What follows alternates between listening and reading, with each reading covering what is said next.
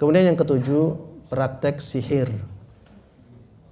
Yang ketujuh, praktek sihir. Ya, sihir ini biasanya dekat dengan kesyirikan. Sihir ini biasanya ya tidak lepas dari kesyirikan.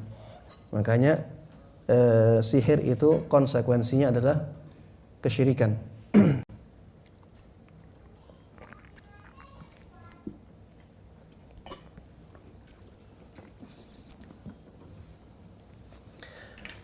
Ketika seseorang melakukan praktek sihir,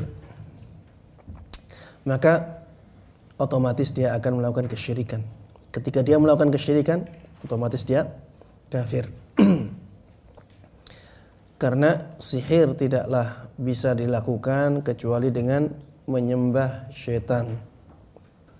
Wa ma kafara Sulaiman walakinna asyayatin kafaru yu'allimuna an-nasa as-sihra wa ma unzila 'alal malakain. Nabi Sulaiman tidaklah melakukan kekufuran, akan tetapi syaitan-syaitan itulah yang melakukan kekufuran. Apa bentuknya? Yu'allimuna an-nasa as-sihra wa ma unzila 'alal malakain.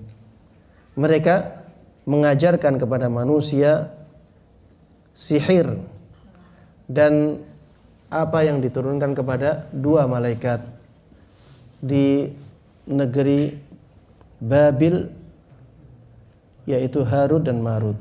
Ya, malaikat ini, Harut dan Marut ini dijadikan Allah Subhanahu wa taala sebagai pembuat ujian, ya, sebagai ujian bagi umat manusia.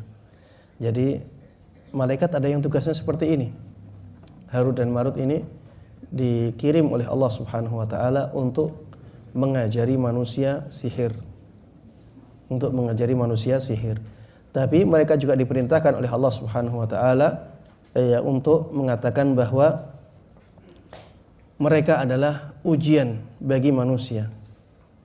Maka jangan sampai mereka kufur kepada Allah Subhanahu wa taala.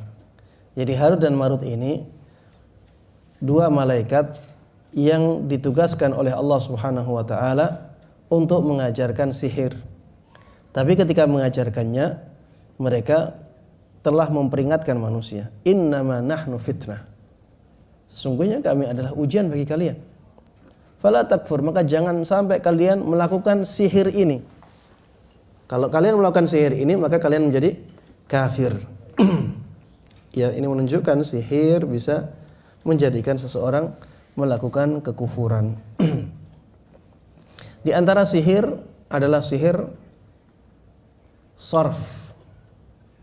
Sihir sarf ini maksudnya adalah mengubah perasaan manusia dari yang asalnya mencintai menjadi membenci. Ya. Jadi ada sihir yang demikian.